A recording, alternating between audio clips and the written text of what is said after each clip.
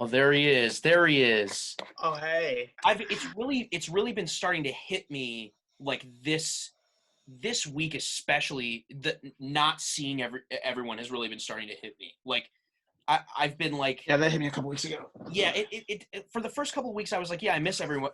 I miss all my friends and everything, but like it wasn't until this week that I was like, oh shit, like I miss my friend. Like I miss my friends. I miss getting like this is an unexpected thing to miss, but I miss getting buzzies for lunch every day. I Like, know. well, I mean, I miss meeting you at Buzzies every day for lunch, and like, I've just been eating the same shit for weeks I know, now. like Like, we did that anyway, but I at least it know, was different shit. yeah, I mean, like I always complain about like Buzzies food is not good, but now I'm It like, isn't. yeah, every I once in had a while, Subway yesterday. I'm like, well, this is so much better. yeah, I just like I I find myself every once in a while going, I really just want a spinach wrap from Buzzies. Like that's I have a hankering for a spinach wrap with crispy chicken and chipotle mayo. That's what I want.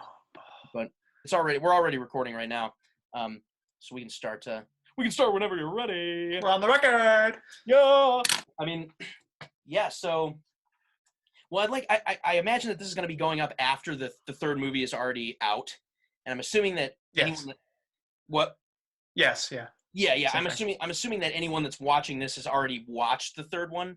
So I guess the thing that I want to start off by saying is I can't fucking believe it that We did it. we did it. We made a feature length movie, which is like really I feel like Despite all the odds. yeah, I mean it's crazy that like I feel like a lot of people in our situation would have just given up and been like, there's no way that this is gonna And get. some say maybe we should have.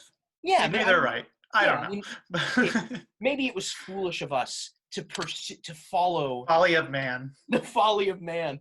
Um, the classic saying, the passion of the gourd Yeah. immerses us all. That's the Yeah, that's an old African saying. yeah. I believe that Tribal. that was They reference it in Lion King. yeah, they do say that in Lion King. It's a huge focal point of the movie that Yeah. that no one remembers. Yeah. But everyone just has a vague memory of it. They're always like, "What was that classic Lion King quote about the Yeah. gourd?" Easily forgettable, but Yeah, I mean, yeah, it's just one of those things. But no, also I apologize about the state of my room. I don't care. it's not bothering me. I mean, I guess we'll You can leave it even up. see the Oreos on my bed back there. So I'm just We'll leave, gonna we'll leave it angle up. the camera up. We'll leave it up to everyone watching to judge you. So Please. if you guys want, judge Shane in the comments section.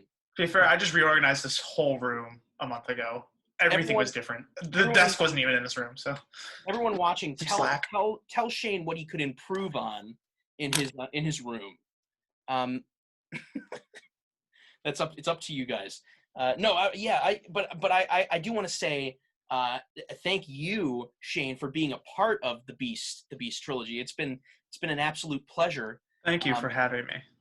oh, absolutely. I mean, I really I know that it's like something. I know that it's well. I think it's okay to be impressed with something that you made. Of Like I course. don't know. I feel like some people. I don't know. I feel like there's a weird like like connotation with that. Like people think that you're being cocky about it, but like I'll say it. Like I'm genuinely really like if somebody else made these movies, if they were the same, but somebody else made them, I would still like them. Like That's a good way to judge it.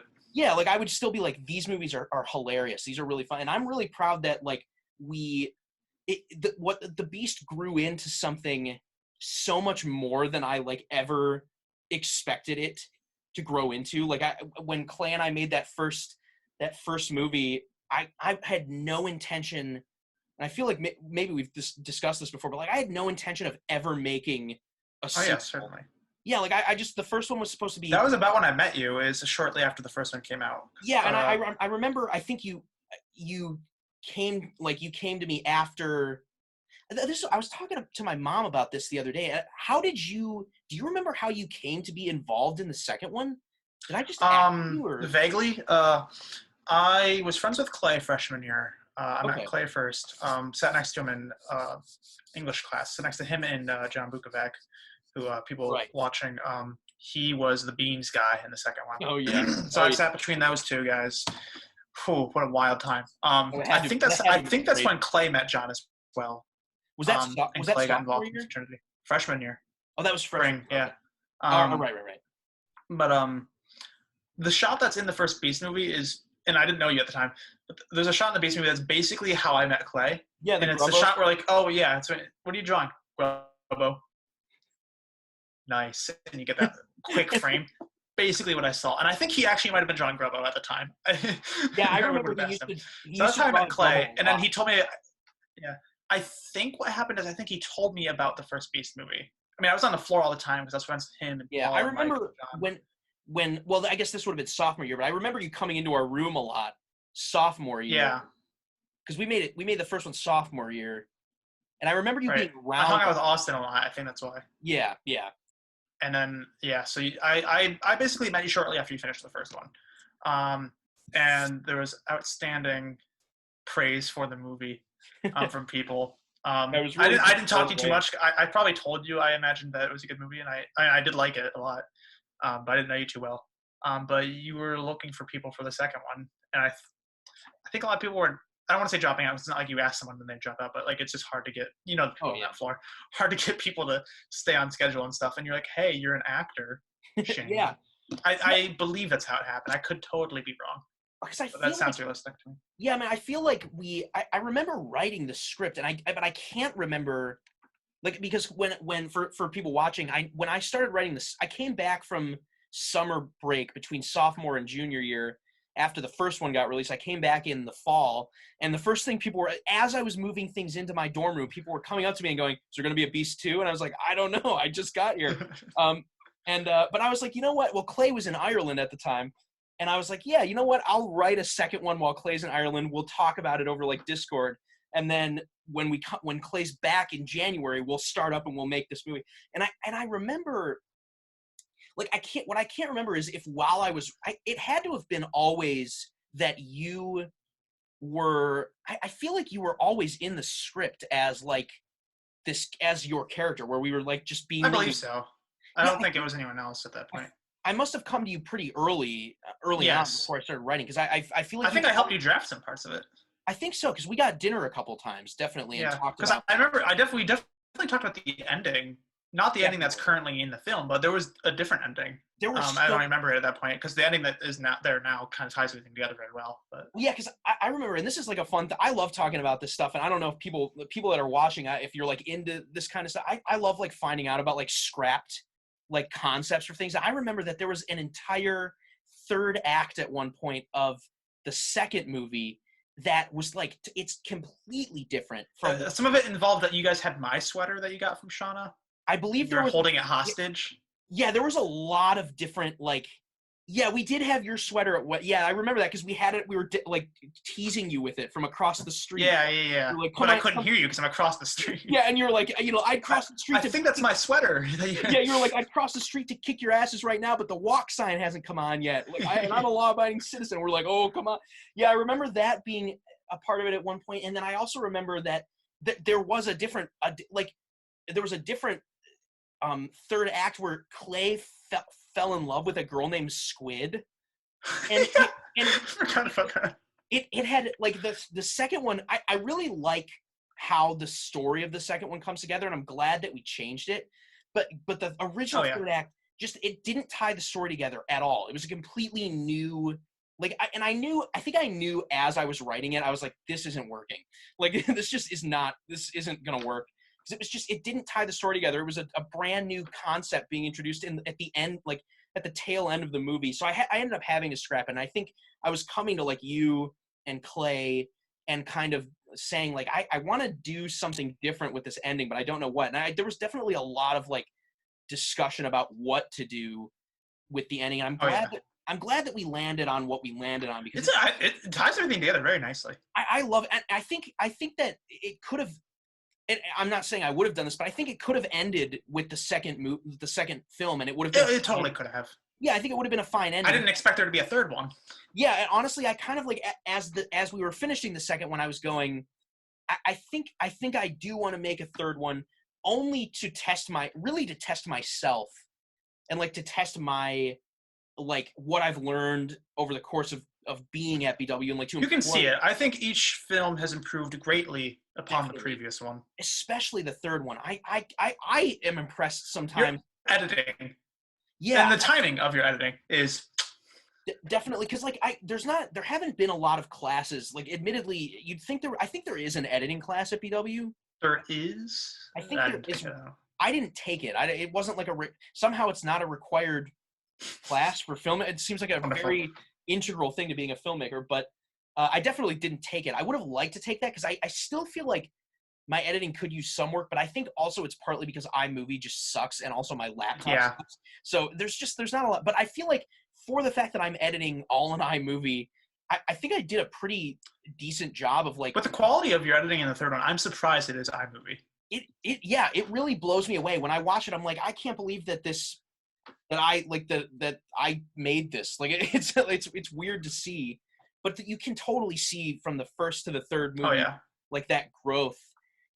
But also I think you can see that growth in the like in the storytelling, even because the first one was always our intent. I think, and you Well, know, you filmed the first one in a week. yeah, the first one we wrote, and we wrote it in a week too. Really, the process of making the first movie was a 2-week process because Clay and I went to Perkins at like 2 a.m. one night. We were so hungry. We got that it's terrible for you. The chicken, it's like a chicken strip sandwich. It's so bad for you. Oh, it was so bad. We were so hungry. And I remember I brought my little notebook. It's that little blue notebook, and it's in the first movie and it's in the third movie. I set it down on a table as a little Easter egg. It's the same notebook that I'm writing in outside on the basketball court in the first movie. I set on the table in the third movie. No, but I brought that. I still have my notes in that notebook about the first movie. Before I even wrote the script for it, I have little notes written. One of them says like tossing peanuts out the window ? Because that was something we were gonna do. Go ahead and talk about that. The original one of the original antagonists for the first one. Oh, those guys yeah. outside. Yeah, the swashbucklers. That was a note in the notebook too. There was originally in the first one there was supposed to be these two guys that practiced their a cappella singing, or they were like a hip hop duo, and they'd practice every morning outside of Clay and I's window. And we would just be like, every morning we'd be like, "Can you guys shut up? We're trying to sleep." We ended up cutting it from the first one, but Understandably, it didn't really work, but yeah, it's funny. Because it was just we needed more. We didn't have enough people, and like it was just we were really pressed for time. Because like Shane, like you mentioned, we filmed all of the first one in a over the course of a week. We filmed it, I edited it all in a week, and I can't believe how good that first one turned out, considering that we did it that quickly. I would not recommend that, definitely. No, I would avoid that at all costs. I would never do that again, but it was a really good experience. Like it was really a test of like, because I hadn't made anything. That was the first Beast movie was like the first thing that I made completely on my own. Like I had worked with some people in the past on things. Yeah. I saw some of your class assignments actually. Yeah. Dwayne would show some assignments, and occasionally it'd be one of yours. Yeah, I miss Dwayne too. That's another person I missed. The Vagabond King. Yeah. It's definitely it's been a weird. The whole process of making all 3 of these movies has been, and we've talked about this a lot. I think it's just like I probably wouldn't do this for other projects that I'm working on, but I've loved working on these movies because it's such a free experience. Like we're like very much. That's something I wanted to bring up too. Right. It's so well. Did you have something specific that you wanted to say? Or? Yeah. Because I'm obviously a trained actor, being the degree soon, so I can actually say that. but typically, and I usually, sorry if you hear trained in the background momentarily, but I typically do stage, but I do some film here and there, and typically you have a script probably written years prior, maybe even a century prior to what it is now. And you gotta like be by the book, do these things. And this is how the story is going to go. The director gives you the vision. You have to follow that. and all your other actors, you work with them to figure out the story individually for you, and that's all fine. Not dissing that. In fact, that's the way I prefer to work I usually. think that, and that's how I would work on things in the future most. Oh yeah, So, it's the structure is very strong, and you're not going to fail because of that. right. But with the Beast, we don't do that because one, we're all learning, we're all young, and also you and Clay are not trained actors. And there's a lot of it that I'd say I don't know about the first one because I was not part of that process. I'd say in the second one, I'd say probably half of the dialogue is improvised. Oh, the third one, a little less. I'd say maybe 40-30%. Yeah, we followed the script pretty well in the third one, but yeah, the second one, definitely. But even then, like, we'll be like halfway through filming the movie, and like some event will happen in real life that makes us change the script. Like in the third one, the coronavirus broke out. Prime example. Because the original ending was, correct me if I'm wrong, the original ending for the third one was supposed to be us graduating and being friends. Yeah, we couldn't do that because we're not graduating. Who could have predicted that? Right, I'd love to talk about that too. Is like, well, were you finished with your thoughts? Yeah, pretty much. I mean, yeah, this third, I can't believe it's just another reason that I can't believe that this third one got finished. There were so many times in this process where I was like, there were so many times where I was this close to just going, I can't do it. I don't know. Like, I really almost, we were just so far into it already that we. I know, and I really done. It would have killed me to have to scrap.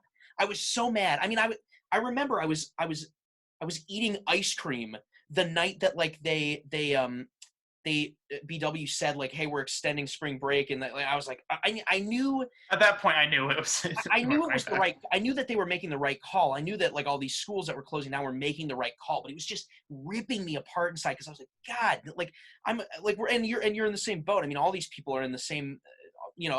All seniors are in the same boat as us. But we've gotten this huge life event just ripped away from us, and I can't It still pisses me. Like I'm pissed off. Like I know that it's I'm angry because there's no one to be mad at. Right. That's what I could indirectly blame people, but the event itself is just a natural thing that happened. Right. We're all fucked. It's probably the most frustrating thing I've ever experienced. Like it's. I know that obviously there's people dying. I mean, it's awful. It's an awful thing that's going on in the world. Could be worse. Yeah. Mildly frustrating. I'm sorry. It's just pissing me off a little bit. No, I mean it's just such an I on another level, on like a level separate from the death and all the terrible things that are going on. I just feel that we've all kind of lost out on this this really important thing, and there were so many times where I especially that night when they were canceling things and closing things down, I remember I was sitting and I was going, the movie's fucked. It was that was my first. I was like, we're screwed. I don't know what we're gonna do because we can't go back. I feel you because go ahead. For probably most people watching this don't know, because I wrote a show, spent 6 years on it. Yeah. Thankfully, I had to perform that back in January. And it was very good. I would have been crushed if that was supposed to be later. I am very lucky. Only 2 shows went up this year, pretty much.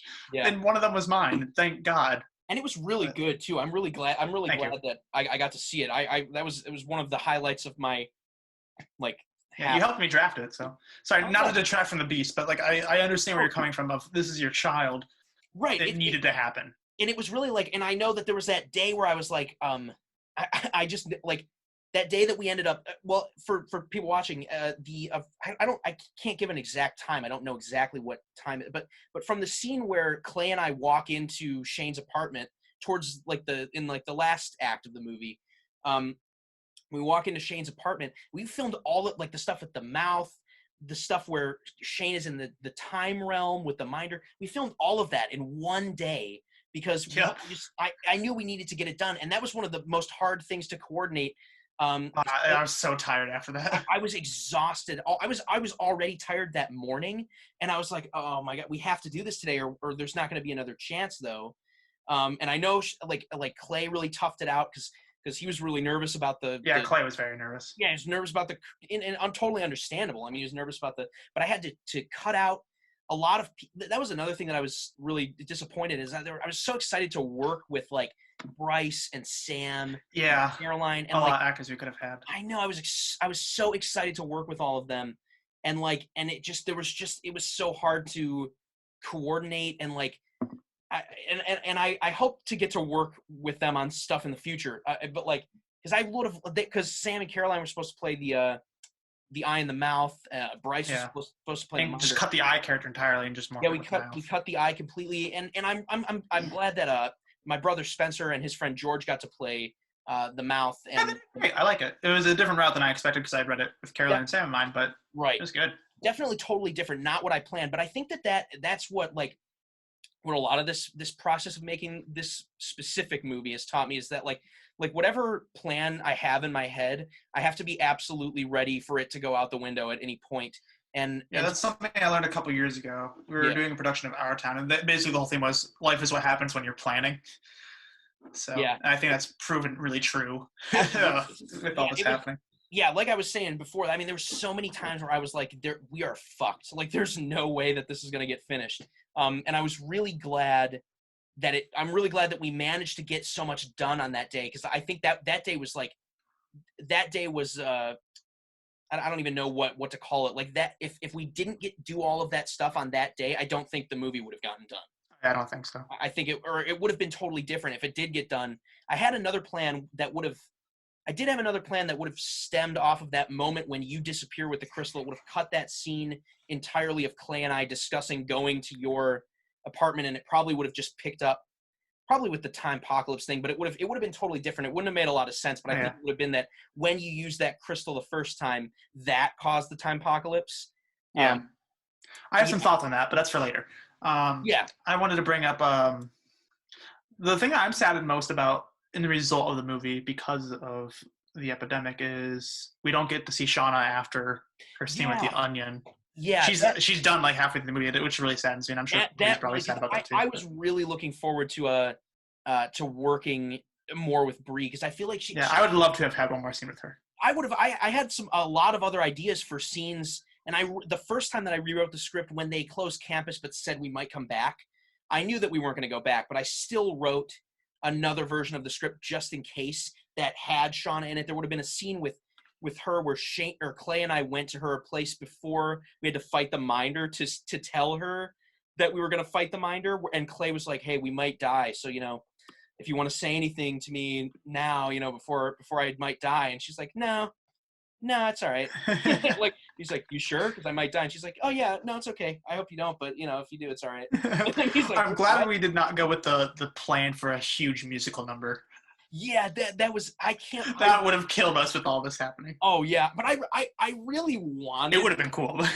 There was supposed to be like a really integral musical number in place of that part where there's a music video. I mean, this is to the people watching, but yeah, that music video, it's not my favorite part of the movie. I think I was stuck at home, so I just had to film it. I was so confused the first time, but like the ending of the movie that you changed makes so much sense. Right. That's because I had planned to have the broom clay thing before I made that music video. That was like, the music video was one of the last things that no, it wasn't one of the last things I did, but it was after I wrote the new ending with Clay's face taped to. I just wrote to an inanimate object, and then I was thinking more about it. I was like, how am I going to do this music video without Clay? Because we were going to film like a much more like complex music video than me sitting on my porch. But I just thought, what if we see Clay's face taped to the broom in the music video as a foreshadowing thing? I was like, it probably isn't going to make any sense. I mean, but I think it works because I liked that I put in that little, like, the mouth's face fading in and out to show that, like, it's a fucking vibe check if I know one. Yeah, to show that, like, he's showing me this vision of the future, I think was what I was kind of like that. Okay. Because that makes sense. Like, he's the one that said you have to play a song for the Minder, and then when we're playing the song for the Minder, which is the music video, I've been transported to this different realm, and the mouth is showing me that this is how things are going to end up. I don't know why he would do that, but that's the beauty of about the Beast, which what we were talking about before, is that I think, and I don't know if we touched on that really, but like, one of the things I love about the Beast, and I wouldn't do this in most cases, is just introducing things and just kind of letting them, not really talking about them, just kind of letting them sit and kind of like letting the audience go. And I remember this is a perfect example is in the second one when you obtain the keys and we time loop broken. That was a completely It throwaway was improvised. Yeah, it was improvised while we were filming that scene. It might have been you An that improvised line in the second movie came up with it. No, I think you came up with it.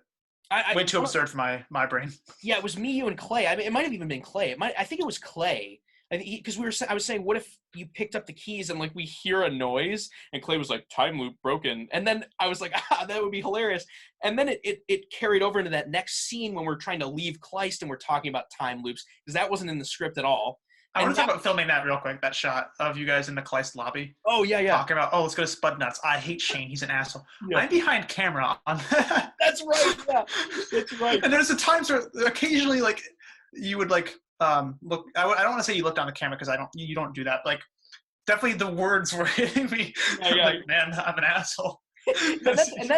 That's been another thing about like filming these. Well, the second and third, it's like Clay and I obviously. We both love Shane. There's absolutely no animosity, but it's just been getting to like play these characters, having to play these characters that just hate you for no reason. It's one of the most absurd. Like it's so like we never really get. You always question why Clay and I don't like you, but this is something I was thinking about the other day. Is that we never get a reason for why. Never. We never get a reason for why Clay and I don't like you. We just don't. Like, there's literally no basis for why we despise you so much. I don't even think our characters know why we don't like you. We've just decided. Probably don't. That's what I love about the characters is they're not entirely not us. Yeah. Because, like, they still act similarly to ours. I think they act more irrationally. Yeah. In different ways. That's what I think. The Beast kind of takes place in this world. All three of the Beast movies take place in this world where, and we've talked about this too, where the world's like 97% normal, but maybe not 90, no, maybe not 97, maybe like 95% normal, and there's just little things here and there that happen, but none of the characters it's not weird for the characters. They just don't give a shit. It's a weird level of surrealism. Yeah, it's it is. It's like surreal and absurd, but not for our characters don't acknowledge. I think that would actually ruin the comedy of the Beast if we acknowledge that something was weird. It would be. I mean, sometimes Clay and I have like improv arguments about things, but it's all of our arguments. Like when we argue about the time loops, like I never say like Clay, like time loops. I don't really know how to explain it, but. Yeah, I think it would ruin the world of the Beast if we question things too much. We never actually like question it. We're just like, all right, that happened. Like, oh, there's a minder, okay. Like, all right, yeah. Well, there's a throwaway joke in the third one. It's the scene where you guys have the mustaches. They got cut because originally you threw the mustache, and then off screen you'd hear like this horrid sound, like. Yeah, and then you just look. And then you just go back to your conversation. Anyway, yeah.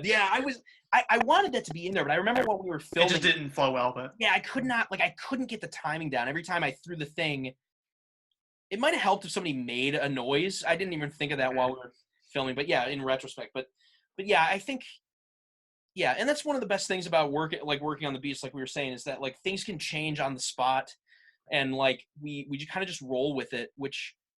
Like I said, I definitely wouldn't do that for most things, but yeah, no.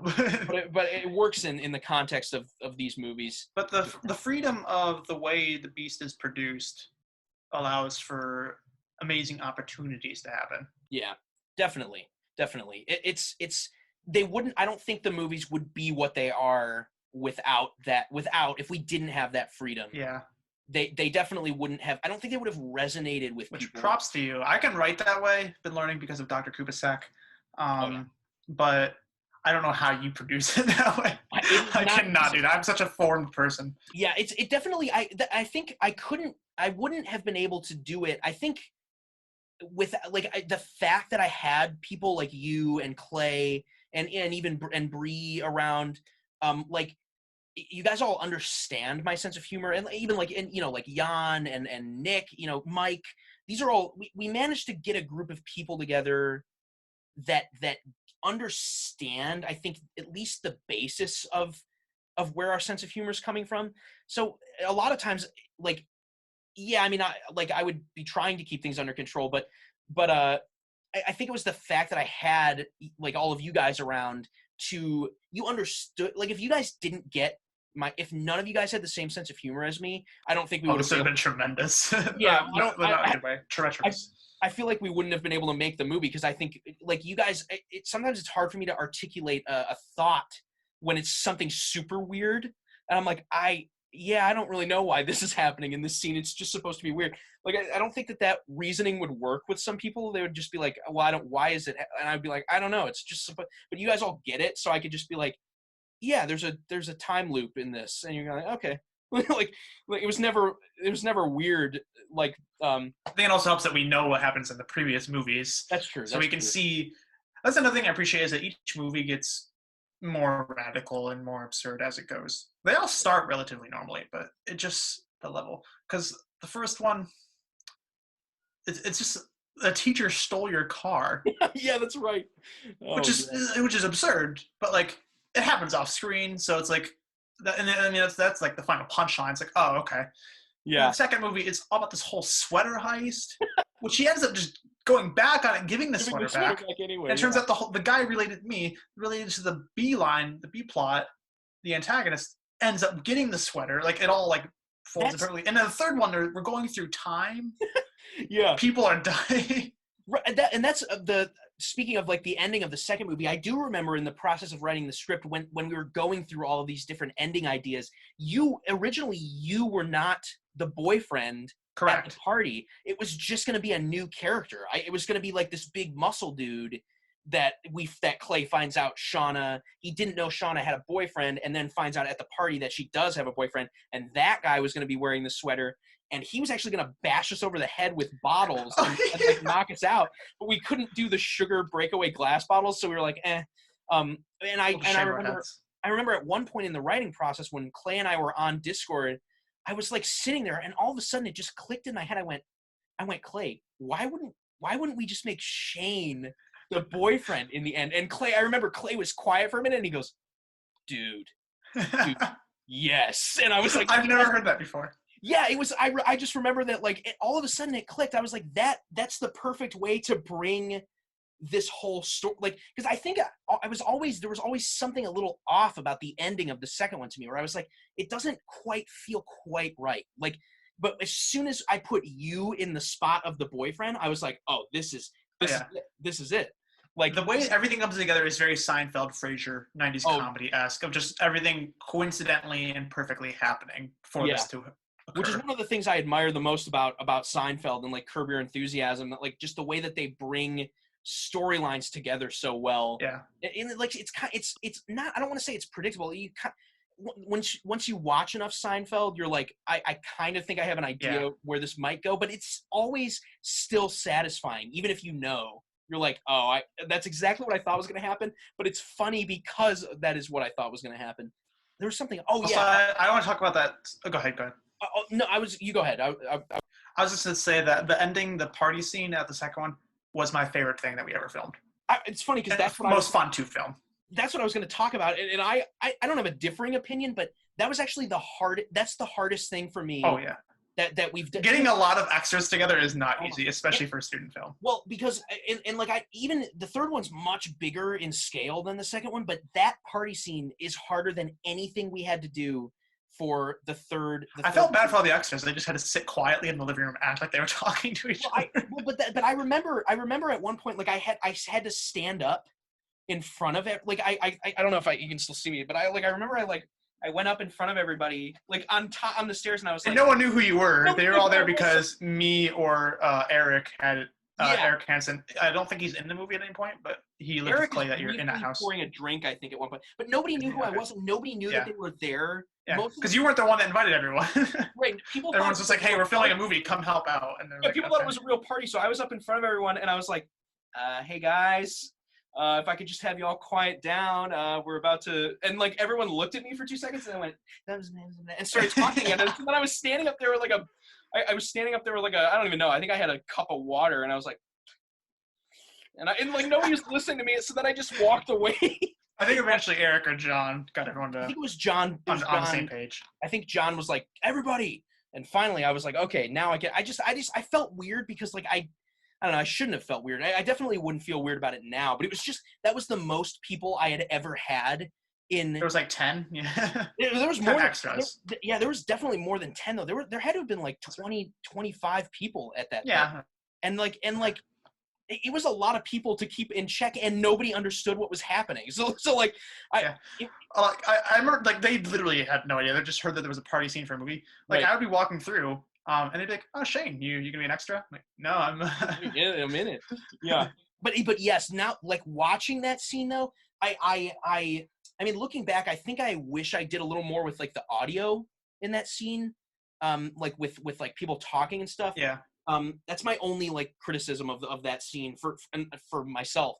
But yeah, watching that scene though, I love how raw it feels. Like it's not perfect. Like it isn't perfect, but Yeah. but I love that about it because it feels like you're like, it kind of unintentionally feels like you as a viewer Are part of it. are part of it and watching some people get into a fight at a party. Like Yeah. it's, and that's I've seen fights at parties. It happens, right. Not as stupidly, but it happens like that. Yeah, like I haven't been to, like, I'm not like a huge party dude, but like I've never seen like a party fight, but yeah, I think that it feels just really like, it feels really really real, and I like that about it, and I love. It's always a weird moment for me. I think that scene is the first time in any of the movies that Clay has his own scene. Yeah. Like I really like that about it. That like, because I feel like I mean, it's weird to talk about myself in like the third person, but like I feel like I'm like an interesting like on-screen presence, and like I have a certain persona that like, and when I leave, it's not a bad thing. When I'm like, that's the first time that I'm just not. It's like You and Clay are very different when you guys are not with each other.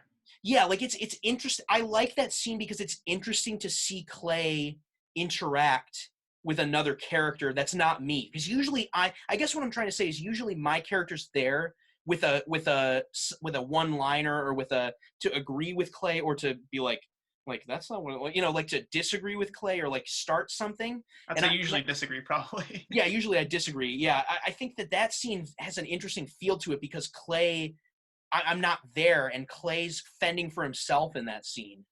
Like, and then when I walk back in, when I come through the crowd, and I'm like I don't know what's going on. I just like that moment. It's just like it like, I don't know. It makes me excited because like even though I made it, it's like when when I walk back in that shit's about to go down. Like that. Like I don't know. I always at least feel that in that part. Oh yeah, I feel that.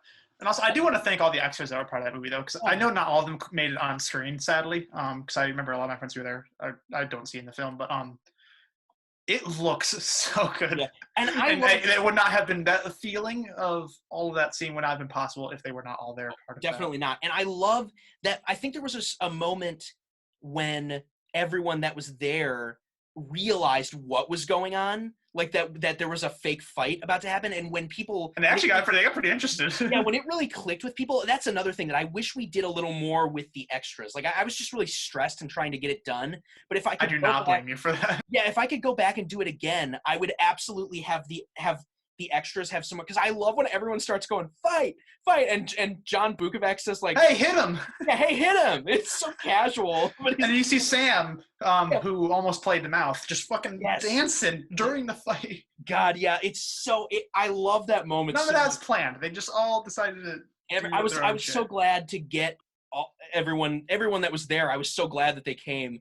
And that was just such a good. It was such a good feeling to film that scene, because that was, and even in the third one, that's like one of the biggest things that I've ever set up and actually like properly executed. It was hard, but like I remember when we were done filming that, I was like, oh, like it felt so. Yeah, it felt so good to have done it. Like that we pulled it off. Like I was like, we did it. We pulled off this pretty like intense. Also, just acting it was really fun. Yeah. Oh yeah. Well, trivia. I was actually moderately drinking for that. Know Pretty much everything that I was saying during that scene was relatively truthful. Clay fucking mothers Kelly. And that was because that was an accident. Yeah. Oh, I meant to call him because in the script it's motherfucker. I didn't realize that was an accident. I thought that I you was were just drunk. I thought it was. A And Shane. also, it's a very subtle line. You can, if you're listening for it, you can hear it. It's when Shauna pulls out the razor, like, you Oh can hear yes. me. You can hear me say, "If I could just find an outlet," because I genuinely Yeah. couldn't find one. Yeah. And then when I tackle Clay into the bathroom, you can hear me yell, "Where's the outlet?" I never Found it. It's noticed behind the that. door. I've literally never noticed that. I'm gonna If you listen to listen that. for it, you can hear it. I remember I always focus on Bree when she takes out the razor and goes, "I'm so sorry." That I want makes to talk me about laugh. that real quick. What? I want to talk about that real quick. Oh But yeah, yeah, yeah. finish your thought. Oh no, I was just gonna say I love that part when she goes, I'm so sorry. It So makes me laugh. It's so subtle. there's a lot of things that, most of it is usually things you improvise, but there's a lot of things that happen in all three movies that really make you question not only just the order of events, but the true circumstances. Because the fact that Shauna has that razor with her Yeah. means that she knew Clay and Devon would still come. Meaning, I don't think she actually sent that text to Clay that not to come. She knew Shane was coming, and she wanted him to shave their heads. Oh shit. I feel like we talked about this briefly, but We I don't know if probably it really, did. I don't know if it really clicked the last time. Yeah, I see what you're saying because yeah, I like that. That's a Because she wouldn't. What other reason would she have that? yeah, because she says you didn't get my text.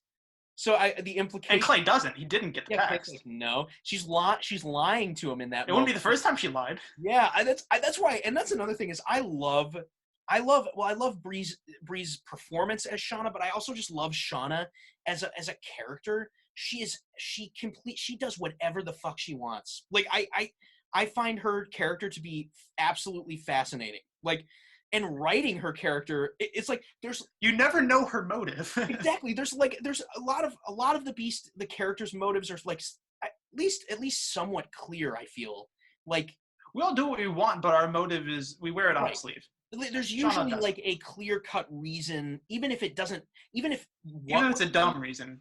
yeah, Yeah. like Clay wants a sweater back, so we're doing a heist. Like, why would we do the heist? But like, why wouldn't we just ask? But that's the joke. But then also like uh, I forget what I was gonna say. But yeah, I feel like Shauna is the one character that and that's why I would have liked to explore her character more if the coronavirus didn't happen. But like I just find her character to be all over the place, but in like the best way. She just does whatever. Like she tells you like why, like in the third one when she tells you Shane, I love you, and you say really, and she's like no, She's like, actually I no, do. Like I why think would we should she? break up. Yeah, why would she do that to She you? just built me up just to tear me Yeah, down. like why does she's so I feel like the Shauna character like feeds on just kind of being mean to people. Chaotic energy, yeah. Yeah, she's chaotic. I think, and that's what there's something really like refreshing. Like I would never date Shauna. I would never date the Shauna character. Yeah, no, not the healthiest person to Yeah, date. I would never. But I I like think that. the Shane and Clay characters can both attest to that. Oh, definitely. Yeah, yeah. I just feel like she's one of my favorite characters in the whole thing, and I really wish that had been more room to like explore her character. I don't know. Maybe we could do a Shauna spinoff. There was also some things in the third one that struck out to me. So this is an accident because you meant to cut this out of the frame, but you Oh didn't. So yeah, therefore, I must accept it and analyze it as part of intentional film. please, yeah. It's during the no bummers when you guys wake up and you're like, "Oh, should we go to class?" And you're like, "Nah." Plus, it started at 9. It's like 2. It's like 1 o'clock. The clock is still in frame, and you can see that it's like 3 p.m. So it's not. So that can imply many different things. I had a note of this actually, because I was watching through the movie. I was making a bunch of notes of Oh yeah. like trying to keep the lore in order. Oh yeah, yeah. Okay, so in one scene in Remember the Beast, Devon mentions that it's 2 o'clock, despite the clock in frame reporting 3 o'clock. There are several beliefs that can explain this. It can be the foreshadowing of the time apocalypse, meaning that the minder's absence is not really the cause of the time apocalypse, merely just a catalyst. Oh. It may also mean that there was a time change, but that require the dates for time changes to be different in the Beast universe. It's also likely that either the clock or Devon are just wrong. Yeah, I like the idea of that, like something that we would establish that there's different days for the clocks changing in the Beast universe. Just Something so small, just to explain something that. that we're like, oh yeah, the dates are different. Yeah, people would be like, oh okay. Like I love that we could pretty much just say whatever we want about the Beast, and nobody can really dispute it because like a lot of things in the Beast universe are kind of Also, weird. do you ever say your major in the movie? I know you're a film major, and we know in the movie that you're making films, but in the film, do we ever say that? I don't know if I ever That struck me because the third one is the first time that we hear Clay's a chemistry major. Yeah, Which is also a true fact. But that made me think. I just connected the bridge there. Oh, that's probably why he took that advanced bread making class. Oh yeah. But that also made me think, why was Devon in that class? I just took it as a credits. I took it as actually it's a required class for the film. You can take it for the film major. You can take it in place of the catering class. Yeah, the food service. I don't even know. Yeah, no, I don't think sorry. Go ahead. No, I was just gonna say I don't think we ever. I don't think I ever say what my major is, and there's just a lot of lore that I want to uncover. I do mention in the second one that I'm making, which is another thing that I like. You say you're making a film for class. I'm making it for, like I say that I'm making it for my advanced production class. So I don't know if that. I mean, I guess that you could probably deduce that I'm. I think it's easily deducible that you're in film, but yeah, I don't think we definitely don't ever. I definitely don't ever directly say, to my knowledge, that I'm a film major in any of the movies. But yes, there's a lot of. Did you have that whole list of? Yeah, I made I told Devon this. I went through and watched all 3 movies, and I listed every piece of lore and like every power or ability. I just kind of envision it being like a Wikipedia page. I'm excited to hear this because I feel like I've lost track of most of what. Do you just want me to go through it? If you want, yeah. Sure. Okay. This is all in chronological order. Okay. So the first one, we know that Devon once worked on a neurotic thriller, but it fell through. This is actually a true fact. This is not just true in the movie. Devon and Clay partook in a late-night Nerf war in a conservatory and are now wanted criminals by safety and security. Yes, I remember that night because Clay and I we were. Well, were you there for that? Not the one that you two were in. I partook in another one. That part of that like little thing in the first movie where we're talking about that Nerf war, Clay and I, there actually was a late night Nerf war in the conservatory. I was working. I had work that night, and I got a text from Clay that was like, "Dude, Nerf war in the conservatory at like midnight. Do you want to come?" And I was like, it was a Saturday, I think, and I was like, "Oh yeah, I'm gonna be there." Yeah. Clay had purchased us one day. Clay walked in and just put a Nerf gun on my desk, and I went, "What's this?" He was like, "I bought it for you." and I was like, "Thanks." Well, he bought like a 2-pack, and he gave me one. I still have it. It's in my room right now. I went to that Nerf war, yeah, and we were running around the conservatory, and it was a blast. And then like the people in those Nerf wars, that fraternity, they go ham. Yeah, it was a lot of fun. It was really fun, and it was like genuinely. Blood is typically drawn. Plus what? Blood is typically drawn. Oh yeah. I died that night. But I remember we decided at one point, like, we should probably go to a different building. We didn't know that somebody had actually called security on us. So as Clay and I, we put our Nerf guns in our bags, and as we were leaving the conservatory, a security guard guy was walking in to come find all of us. And he's walking in the door, and he goes, "How are you?" And we went, "Good. How are you?" And then we walked past him, and then we were like, halfway down the sidewalk, and I looked at Clay, and I was like, "Bro, you know that guy was coming to get us, right?" He was like, yeah, let's get out of here. And we like got in my car, and I said, we got in my car, and I went, "We got to go lay low for a while," and we went to Perkins. And stayed at. And then you came up with the Beast movie. Yeah, that wasn't the same night, but it was definitely like not long before that. But yes. Anyway, continue. Yeah, that was the story. Szymanski has access to various tapes of security cameras on campus. Never find out why. That's just something he has. Yeah, who knows with that guy now. Neither Devon or Clay have VCRs. Clay sold his to Szymanski. I don't feel like that's like the most fun fact because how many people actually have VCRs anymore? Also, it's still interesting. Mike, by the way, is the only person other than you and Clay that are in all 3 movies. That was something I thought about the other day. Oh yeah. We don't see him in the second one. We do. We see him at the beginning because we hear his voice too. Later. Yeah, that's right. So Mike sells weed. That's established in the first one, and that's why you two hang out with him. That's right. Yeah. Devon and Clay got the Beast back from Szymanski at some point between the first and the second film. Yeah. We never. I love that we never talk about that either. That how we got it back. He has it, And then somehow you got it back. yeah, there was supposed to be a lot more with the time stuff with where like we go back in time to the moment that he stole the beast. That was going to be in the third one, but it just didn't. I couldn't get it to work right, so I just rewrote and put stuff in with the minder. Clay has a car that never comes up again. Yeah, that's right. Yeah, I'm going to drive the car. And also, Clay has trouble reading because he couldn't read the word sweaters. Yeah, I don't know what that says. Are there other instances of him not being able to read? There's no other instances where he needs to read.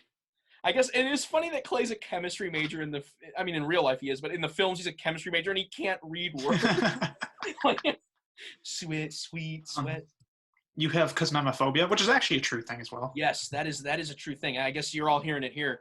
It's a genuine, like, I genuinely am afraid of jewelry and loose jewelry.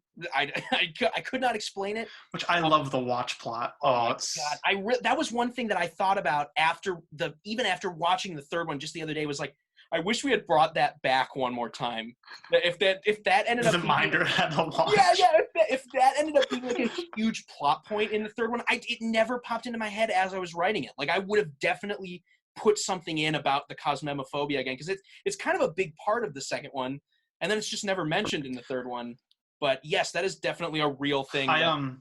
There's in the party scene of the second one. I'm so glad I got caught on him because one of my biggest thoughts at that point. I mean, I was kind of tipsy, so I wasn't really thinking about my lines. But one of my biggest thoughts, because I had the watch on, and I was like, I really hope this gets in frame, sliding down. Yeah, because it was so loose, or it was just always down. It was so hard to keep it on my wrist for that shot, and somehow the camera caught it perfectly as it was sliding down, so you could see the movement. Yeah, you do see it go down your arm because every time I was so happy that happened. Yeah, that's a great moment. I love that whole like just little cosmemophobia thing. I was glad because it's something that I've had like since I was a little kid. I see someone with like if someone has a watch on that's loose, I'm like see, that does annoy me. Yeah, it annoys me, but it also like actually like makes me shiver. Like I'm actually like, or if somebody like comes close to me with like a metal, it's only metal stuff, like a metal bracelet, I'm like, oh, get that away. Like it genuinely freaks me out. I could not explain it, but it's one of my weirdest things. But yeah, I've never worn a watch in my life because you strike me as a watch guy though. I hate watches. I mean, like maybe I'd be able to tell time better with a watch, but no thanks. You'll never find me with a watch on my wrist. Just a stone sundial. That's going to be on my grave one day. It's my quote on my grave is going to be, you're never going to find me with a watch on my wrist. In quotations, it's Devon. So we got that U200 advanced bread making class. We've talked about that one. Mike knows about the time loops. Yeah. That was going to be a bigger part of the third one too. That was another scene that got cut. There was a scene where we find out that Mike is a member of the League of Alchemists, and that he has like all knowledge of time, and actually he was going to explain to us the concept of the time realm, and that Shane's trapped in which I kind of gave some of those lines to the mouth in the rewrite of like the new ending that we had to do, the coronavirus edition ending. I had to give him a bunch of Mike's lines, but that was another scene. I wanted to give Mike's character a better send off too, because he's only in that first scene, but he was supposed to be in a lot more of the third one, where we were gonna see him at least one more time at the end, where he was going off to find another stick of truth. Because we threw away the one in the first movie. I forgot about that. Yeah, that was at the end. He was like, I'm going to find another stick of truth, and we're like, all right, good luck. And he's like, and then he was gonna walk off, but we were gonna see as he was walking away that he just has a ball and chain on his leg, and we were never gonna reference it, but he was just gonna be like dragging his leg, like implying that he was maybe escaped from a prison or something. I don't even know, but yeah, we had to cut that too because of the coronavirus stuff. But I love it. There's a lot of things that the Mike character knows that I'm just interested in. I want to know more about him. We know that I work for a man named Dave. I reference him a few times. Or at least I'm acquaintances with Dave, but we never meet and we never know anything about him. Yeah, it's interesting because even every time I've written the Dave, like you talking to Dave, I've never actually had a vision of what Dave looks like or no what clue. Dave is. Like I've just always just Dave's always just been a name because I don't know. But it is interesting to note that there's. It's my go-to name when I'm just making someone up. But it is interesting because in Good Luck and Good Vibes, George plays a character in Good Luck and Good Vibes named Dave. I don't think it's the same. I don't think it would be the same guy because the Beast and the Cottonwood stuff are different universes. But there is a character named Dave. So I don't know. Yeah. Cool. Your 5th birthday made you introverted, and also why you have to go to the dermatologist monthly. Yeah, I don't know what that. I still don't know what that one means. That was just. And then the rest, I have so much more, is all from the 3rd movie. Okay. That you had a mole removed. On more than one occasion, 3 times, Devon has broken up with a woman for putting mild sauce directly onto their taco at Taco Bell. Yeah. 3 times. I mean, that's not. I haven't really done that, but. Yeah. Yeah, that's actually a true thing. Yeah, that's not real, but it is believed that Devon created Binkleball. We don't actually know that. Yeah, I guess we don't. We never. There's a lot of things that we just don't know, but you can insinuate. Yeah, I guess. Yeah, I do think that Devon created Binkleball. Yeah, I mean that makes sense. Yeah. Sorry, you keep your camera keeps freezing. My internet is terrible. Okay, I didn't know if it was something on my end. No, it's me. Okay, I can still hear you though. So. Okay, cool. So Clay mentioned a job interview for a burger flipping job. Neither the interview or the job are mentioned again, so it's likely he wasn't hired. Oh yeah, that's right. Yeah, we never do touch on that again. Oh god, there's so much. Oh yeah, and remember the Beast? Devon can be seen wearing a Thaumatrope Productions shirt. This is a subtle nod to the production company of the Beast trilogy, Thaumatrope Productions. Yeah, does that imply that within the world of the film, the film exists? Yeah, I don't know, that opens up a whole new yeah, because I am wearing the shirt. Yeah, does that imply? Did you not realize you were wearing that shirt? No, I never thought about it until I never thought about the connotation of me having that shirt on within, because at the beginning of the movie it says Thaumatrope Productions presents, and then if I'm wearing the shirt in the movie, yeah, it just implies that production company exists within the movie. But we also never see any of the movies that we make with this is true. Movies. So, is it insinuated? This is not something I have. This is a question because at one point we see you editing in the 3rd one. Oh yeah, which is actually a different video that's on your channel. But is it in the world? Is that insinuated that is a Beast movie? I always thought that, I mean, I put it in there just one because I needed to have something pulled up on my screen that it looked like I was editing. 2 is like a little Easter egg to the video that it actually is, which is Chimmy, Shell of an Artist. And then I was also thinking that it would imply that somehow Chimmy is related to the Beast movies that we're making in the world of the Beast movies. Which is very confusing sentence, but yeah. So we could watch that video, and that video is made by the Beast Devon, not you. That was my thought. That was my thought. If that is the connotation we're going for. Yeah, that was my thought after I put that in the Remember the Beast, because that video was out before we filmed that scene, I think, or I was making it the day that I uploaded it, maybe. Yeah, I was always thinking that if you watch that video on my YouTube channel, that video was made by the Beast universe Devon. I mean, just as like a little Easter egg. It's not really. There's nothing that would tell you. You gotta be careful making all these universes. One day everything is gonna collide. Yeah, there's gonna be a huge endgame level crossover. Saminsky's office. Oh yeah. Wait, what? Saminsky's office has changed. I was agreeing with you. Oh yeah. There's a delay when I'm speaking to when you're actually getting it because my internet. So I'm trying not to interrupt you, but it keeps happening. Yeah, no worries. Samitsky's office has changed locations. We do not know why or where to. I think you and I know. We're not going to talk about that. Yeah, we won't discuss that. But yeah, in the universe of the movies, that was just supposed to be a total I have no idea where his office was moved to or why. Easter egg. Yeah, just to reference the character. Yeah. But yeah, we'll leave that one. We'll leave that one. That topic. That brings me to, and this one's going to get me on a little bit of a tangent. Okay. The Men from the Shadows. They had names, Scry, and we couldn't think of the name for that one because we never wrote it down. It started with an M, and it was two syllables. I remember that. Yeah, Meldred or something. It's like Mervyn or it wasn't. It didn't sound that nerdy though. Yeah.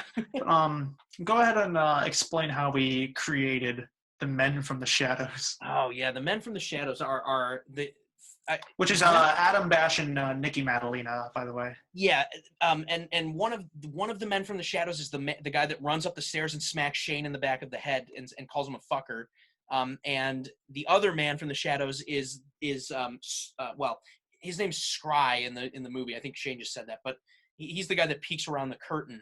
And that was supposed to be Mike, but we just needed to get the scene done, and he wasn't available. And we had already filmed it saying Mike's name. That's right. Yeah. We had already filmed it saying Mike's name, but we just needed to do it. But we needed someone else to be in the scene. So we literally, Shane and I on the spot came up with all of this lore for these two characters that were just supposed to be like throwaway characters, and they're the Men from the Shadows. They're also in the Beast universe is a shadow realm, which we never directly state in the movie, so you wouldn't know. There's literally no way that you as a viewer could know that. But yeah, there's a shadow realm, and every person in the regular world has a shadow counterpart that doesn't necessarily look anything like them, but you're connected to your shadow counterpart. So I believe that was it Adam. Was he my shadow counterpart? Yeah, Scry is Clay's. Scry is Clay's, and then Adam is yours. Yeah, that's right. And these two guys. Well, yeah, I don't really know what else to say. I mean, but yeah, that we had to come up with. There was so much lore we came up with. We established that it was illegal for shadow people to help come to the material plane. So the fact that they're doing it must be like a life or death situation, right? And that somehow hinges on slapping me in a stairwell, calling me a fucker, and breaking my camera. Yeah, I love it. I love that, like, that we know this information, but like that, no, like, I don't know, it makes that moment's already funny no matter what. But I think that, like, I don't know, just knowing that makes it just slightly funny, even slightly more funny to me. We even got it down to naming the weapon that Scry has. Yeah, what was that called? A trigloric axe. A trigloric axe, yeah. Yeah, that's right. It's like that's a Shadow Realm weapon. A weapon special to the Shadow Realm. Yeah, Glork is a material. It's like the hardest metal known to man. And because there's 3 prongs on the axe, it's a trigloric axe. Again, something that you as a viewer would never know because we never say it. But that's the beauty of the Beast, in my opinion. So you get from watching this, you get a lot more lore and info. Yeah, I'm hoping people will actually watch this, or at least listen to it if I put up the audio. So Shauna agrees to help Clay and Devon foil Shane's plan, but is never seen again in the movie. It's theorized that either her role in the plan had not yet come to fruition, or she met her demise before the time apocalypse. Yeah, she just died at some point from something unrelated. She fell down the stairs. The reason just coronavirus. Yeah, coronavirus. I would have loved to have Shauna come back in more scenes. She was supposed to come back in more scenes. I had a lot of other stuff written with her for sure, but yeah, unfortunately, circumstances prevented it from happening. Oh my God, what the hell? I don't know. Shane has experimented with a voodoo. Yeah. Which again was an improvised line. And you were successful because you did cause to cut his ass while shaving. Yeah. Shauna has a trust fund Because of this, some believe that she is middle or upper class background. That seems reasonable to me. I never thought that hard about that scene, but yes, that makes sense. There's the alcoholism for the Shane character. Yeah, yeah, Uh, it's hinted at in the second movie because I was actually drinking, and then more apparent in the third one. yeah. I do think that the Shane character. I feel like there's a lot, and we get some of we delve into his psyche a little bit in the third one. I think there's a lot more going on with him than meets the eye.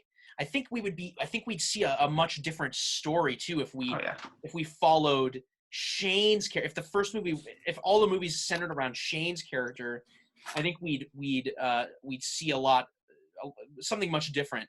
Because I feel like Devon and Clay they're fucking assholes, but we're forced to follow them. We're forced to root for them from the beginning, So like even when they're being, I don't know, even when they're being mean to Shane, you're still like, I like these guys. I'm rooting for these guys because they're the main characters, but they're really not reputable at all. They're assholes.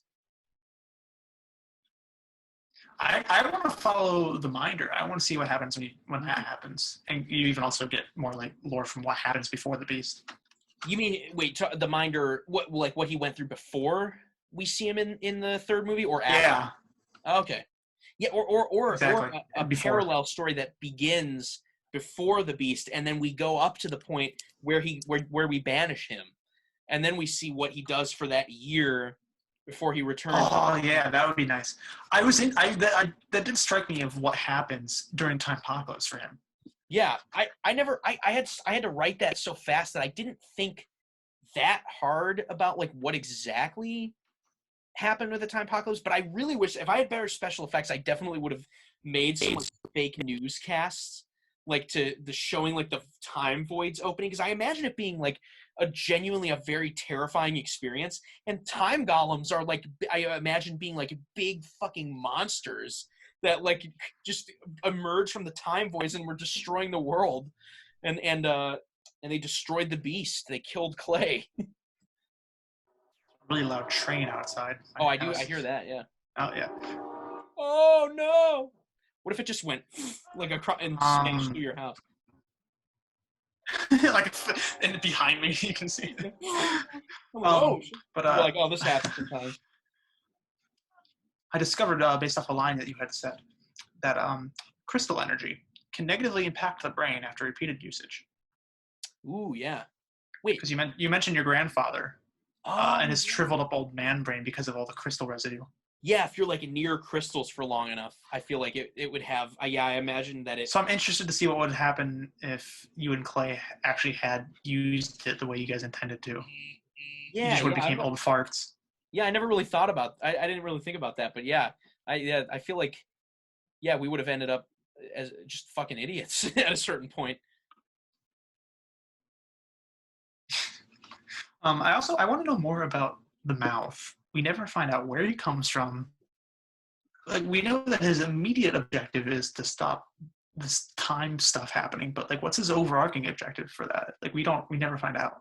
Yeah, I would have liked to have done more with the mouth too. Yeah, I think he serves the Vagabond King. Like I imagine that he lives with Dwayne, the Dwayne within the universe of the movie. I feel like that's another spin-off too, right there. Dwayne and the mouth living together, like I love that. Like a sitcom. And the mouth comes in, he's like, Dwayne. Everyone's fucking clapping when they come. Yeah. And Dwayne in the Mouth was filmed in front of a live studio audience. Yeah, I think that they live together. I think the Mouth is like a protector of the Vagabond King. And he comes to us. Yeah, like he comes to us because he knows that if we don't, for some reason, we're the only ones that can defeat the Minder. That's just movie logic. But I think his thought process is that if we fail to defeat the Minder, the Minder's going to come to kill the Vagabond King. I think would be the I guess the implication. Well, what role does the Vagabond King serve? We never know.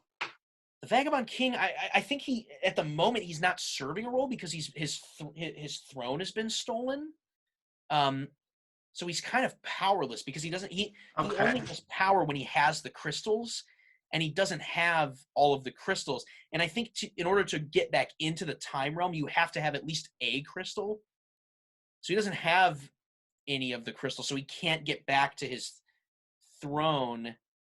I'm trying to think of what is actually said in the movie. The crystals were split up, and the minder has two of the crystals, but the one crystal that he needs is in your possession. So yeah, I don't know. I don't know. I'm hurting my It brain. drives me. I don't know how you always manage, not in the immediacy, but in the overarching story of these Beast movies. It's always so Shakespearean. I don't understand it. That's completely Like, we're unintentional. talking about like Game of Thrones Shakespeare level, like usurping power and trying to manipulate politically in political intrigue and whatnot. Yeah, I I don't. definitely wish that we could have done more with that, because I think that would have been a really crazy thing to explore. And I definitely, if we were on campus, would have had Dwayne be in the Beast as the Oh Vagabond yeah. King. We could have like gone to his apartment, like as like an apartment or something, and he's like, "Oh yeah, come on in." And I'm like, Dwayne, what? I've had you as a professor for all these years, and you didn't tell me that you're an interdimensional time god. And he's like, "Well, it never came up." But You never asked. never asked. Yeah. Oh man. Yeah. I definitely. There's a lot more lore to the rivalry between the Minder and the Vagabond King that just isn't touched upon in the movie. But because I don't think it's um, necessary in the story of the third one, but I think it is an interesting concept. But yeah. Here's a something I noticed in the most recent watch. The laser pistol that you have in the time pockets when the miner comes to visit you is the same exact kind of laser pistol that the mouth has. And it may something even very well be the exact same gun. We don't know how you obtained it. I believe that it's the exact same gun, and that something went down. Happened to the mouth. Yeah. Something went down. I think when I deliberately didn't state it. But my thought process was that when things started going fucking crazy, we don't see any of it. I mean, it's been a year since the world like ended. At the time that I'm living in this place on my own, it's been a year at that point when we finally see me. So my thought was that like the day that everything went to shit, um, like the specific day that it happened, I think that we probably went to the Vagabond King for help. Um, I mean, definitely a little bit of time passed between when we banished the Minder before the world started falling apart. So there's a little chunk of time that we don't know exactly what went down. Um, but I think that the mouth, I imagine that the mouth was killed in an attempt to protect us and the Vagabond King, Mm. and that I took the laser pistol. It's yeah, I don't know. And also you're dead too, but Yeah. I never say what I know. We find out that Clay was crushed trying to protect the Beast, but we don't know how you You only died. address Clay. You don't address me or Shauna. Yeah, I Yeah. mean, all of you guys in it at that point are dead. I believe maybe Shauna might be alive. I don't know. I like to think that the Shauna character, has the ability, has the survival skills to just make it. I think Shauna would be leading her own group of survivors in the time I think apocalypse. that too. I feel like she would have a whole group of people, and she would be the leader, and she would be a good leader. I think she would be a ruthless leader, but I think that she would actually like. I would love to see a Beast movie that takes place entirely in the time apocalypse. Because maybe because Devon and Clay, that's the Beast 4 in 20 years. we So is that happening? I don't know. Probably not. I have no idea. I think that the third one ends everything so well, like we were talking about. It ends everything so well, but I love the idea of revisiting. Yeah, and I like the things that we talked about that I'm not going to mention in case that we end up doing it in 20 years. But Yeah. Oh yeah. We definitely have some good ideas. Um, Now I think now that if we did do a fourth one, it would have to be written with the idea that I go back in time at the end of the third one. So the implication is that I'm going back in time to fix, like I know what could potentially happen, so I'm going back to make those things not happen, to be nicer to you, so we don't end up at a point where you, I don't know, where you have to, I don't know, I don't know. It's hard to say exactly what Devon and Clay actions led to to a time apocalypse occurring. Yeah. Um, because you also have the crystal already anyway. Yeah, you could argue that, at least from the viewer's perspective, I don't know how much of this Clay and Devin would know, but you could argue that it was because you guys made me so upset that I resorted to alcoholism, and that made me grab the crystal. However, Yeah, I also grabbed it though because I heard it making a right. sound for the first time ever. Yeah, it's So hard that to it say. had to make a sound for a reason. Right. I think that also the time loop is broken in that moment that you get the keys for some reason. I That's what I'm saying. Like, I think I was gonna ask, is there a connection between time crystals and other time entities and the beast?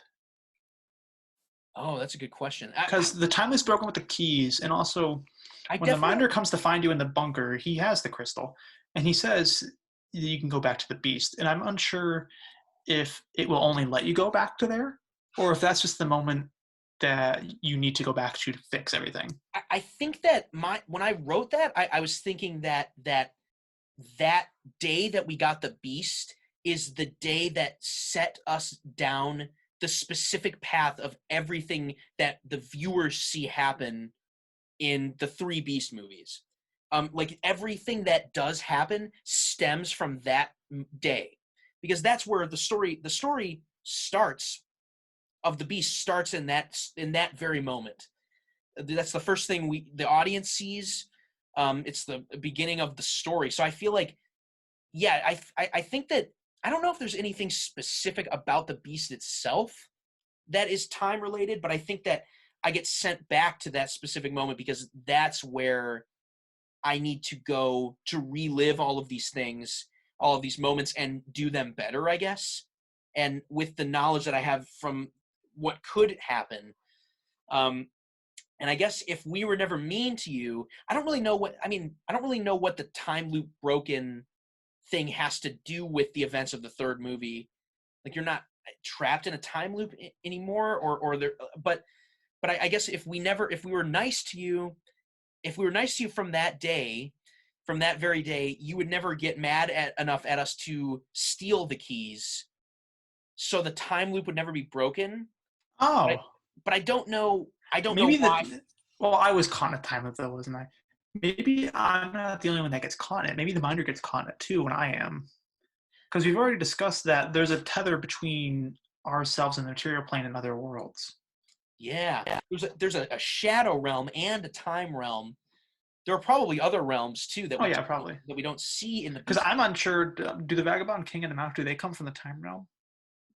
Yes, the Vagabond Okay. King and the Mouth are from the time realm. Another character that exists within her own realm is the Speaker. She's not in Yeah. she's not in the shadow realm, but she's also not in the time realm. Although it looks similar to the time realm because it's got the same like aspect ratio as the time realm, but I think that she exists within her own world realm. That's a separate realm from the time and shadow realm. But I I don't. feel I feel like she's like the librarian Yeah, of the world I think that she. universe.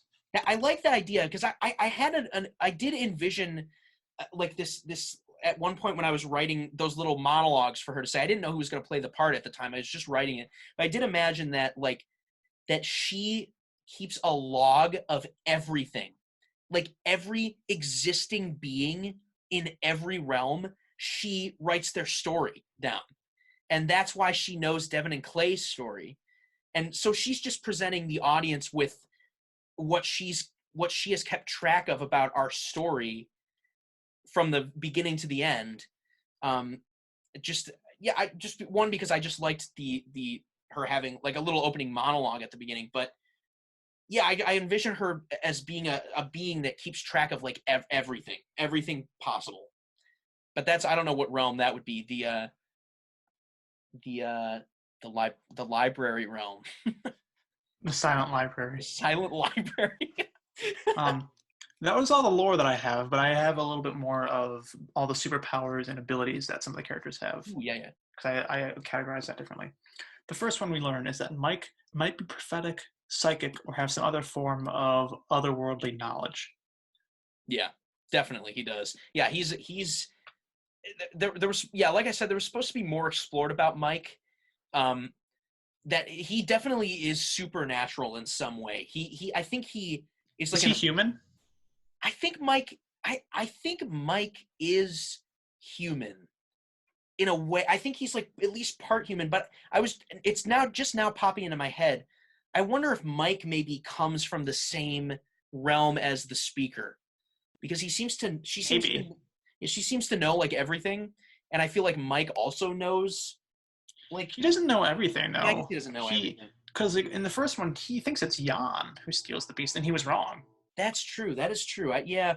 Okay. Yeah. Maybe scratch what I just said then. But Maybe he does still have like this otherworldly knowledge that he holds because I think I like Mike's character because I think it's possible that he is supernatural, but it's also possible that he's just an absolute bullshitter. Like that he's just, or that he's just really really high. Like, and he's just like the stick of truth. Like that's what I like, that it's ambiguous. The third movie I think would have confirmed that yes, he does have some like otherworldly knowledge, but because we never get that scene in the third one, I think he as does talk about the time loops. He does mention it. yeah, we never hear him say directly. Clay just mentions that Mike knows. That's fair. Yeah. Okay. But yeah, I think that Mike does. In my eyes, Mike has some otherworldly knowledge. Um, but it's never really. I guess it's never really stated directly in the movie, but I think he does. So I live right next to a railroad track, so another train just came by. But it's all right. I'll continue. We already know that all the time stuff. Devon has an innate ability to smell Clay's scent. Yeah, that's yeah. I don't really. Yeah, I don't know about that one. Yeah, I think no. You're right. You're right. Yes. I don't know why I have that ability. It could just be that you lived with him so long. But Yeah, I guess. Yeah, I think that would be the implication. I don't think it's a supernatural ability. I think my character just focuses in on the weirdest things, and that I think it's definitely believable that I would know Clay's smell oh yeah. in the world of the beast. I think it makes sense, but There are ways of traveling between different planes. It might be an innate ability to those with shadow or time heritage. So the men from the shadows, the mouth, the minder, me. However, it seems to be that for a material creature to travel, such as Devon and Clay, they would need a time crystal. yeah. Yeah, we definitely wouldn't be able to travel without the time crystal, but I don't think you'd be able to travel without it either. Yeah, that makes sense. Because the only time well, no, because unless it's just because I'm with a minder, we come back to the material plane without a crystal.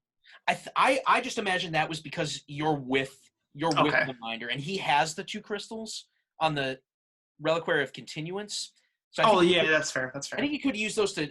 I can't remember what he actually. Oh, he needs to gain full control of all of time. He needs all Yeah. three crystals, but he could still travel between realms. And another thing that I never thought of is that he actually does get the third crystal back, but he brings it rather than using it to gain control of all time. He brings it to me in the end, because that the crystal that he brings to me is the one that I accidentally flushed down the toilet. Oh right. So He that's does have all three. it's a really subtle moment. I didn't And even think about that. I don't know if anyone's going to pick up on it, but it's a They subtle will moment. now. Yeah, I mean, well, yeah, that's true. It's a subtle moment, but that's a huge moment for the minder, because he makes that decision. He could control all of time, but he brings me that crystal because he wants me to be able to go back and fix everything. Because Here's what I think about how that's about his character. Because if he can control all time, that means he could go back and fix it. Maybe he doesn't trust himself to do that. I think that makes sense. I didn't think Because that. he kind of caused all this. Right. I don't think Devon and Clay did most of this. I mean, they certainly had a hand in it, but I think it was mostly him. So I think the fact that he's willing to give up his power to have someone fix his mistakes. Right, because he mentions that, like, that he wasn't even able to save you. Like he says it in like that he wanted to be able to, but he wasn't able to. So I think at this point when he's giving me the crystal, he knows something. There is a reason in his own mind as to why he's not going to be able to fix everything, why it has to be me. I mean, I'm also the only one left alive. It's possible that he would, and maybe Sean is alive, but it's possible that he would have brought it to like Clay or something if Clay was alive. But I think he knows in that moment that I'm the one that can take the crystal and change everything back to normal or something. I don't know. There's definitely something there that I didn't think that hard about it when I was writing because there just wasn't. I didn't have the ability to explore all of it, but I did know in the moment that I was writing it that was a big thing for the Minder to bring me that crystal because he's got it. He could control everything, but he chooses not to, and that's like a huge character moment for him. For a pretty that means he also got it from you. That also means he yeah, got it from you at some point because you have it when you leave my apartment. right, because I mentioned that I accidentally flushed it down the toilet, so I guess Yeah. I guess So somehow he had to some attained it after that. yeah, maybe he was just walking down the street and he saw it in like a ditch and he was like, oh shit, here it is. And I don't know, I feel like there's a really stupid reason as to how he got it, but yeah, I don't really know how he found it, but he has it and he could use it for evil, but he uses it for good. And I think that's a big moment for the Minder. But anyway, yeah, I think we should I probably start fucking love wrapping it up that. a little bit because my battery's gonna die on my laptop soon. Cool. But I don't know. Gotcha. Do you have any closing statements or last things you want to say? It was really fun working with you Oh for yeah, 2 years. and I look forward And to. I'm glad that we have something upstairs to watch. Oh, definitely. I think too that like yeah, things are weird right now, obviously, and like it sucks that our time that we could have had to work together was kind of cut short. But I feel I'm really like glad to know you, and I'm really excited because I just know that down the line we're gonna work on some more things together and come up with we're gonna have more resources to make stuff that's even crazier than the Beast, and I'm really looking forward to those future projects. I know that like we'll definitely work on things in the future together. So it's the coronavirus stuff sucks and like being separated from friends sucks, but I know that good things will come eventually. Oh yeah, So always. I'm excited. And I know you and I are working on stuff right now Oh, definitely. that we're not going to talk about because spoilers and whatnot. But I'm excited to see. I'm excited to see what comes from all of that. Oh yeah, definitely. I think that you and I will definitely have some good things coming in the future. Things that we work on our own, but some things maybe that we come together and work on. And I'm very excited. I think that yeah, it's been an absolute like pleasure working with you on things and like knowing someone that has the same sense of humor as me and that I can bounce ideas off of. So yeah, it's been a blast. And I guess I want to say to the viewers too, that everyone who watched Remember the Beast and who watched this whole discussion, I thank you guys for supporting the Beast and watching these movies and caring enough to sit through us talking. And yeah, I guess that's pretty much all I got to say. But it's been pleasure, or it's been a pleasure, and yeah, I'm excited for the future.